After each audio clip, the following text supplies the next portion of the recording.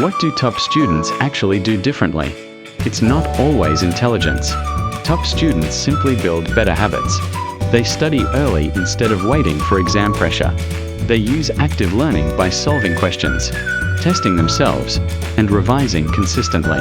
They manage their time carefully and avoid unnecessary distractions.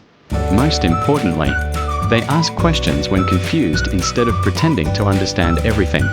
And unlike many students, they also understand the importance of sleep, rest, and mental balance. Top students are not perfect. They are simply intentional. Success in school is rarely about luck. It is mostly about daily habits repeated consistently over time. Follow for more on this channel.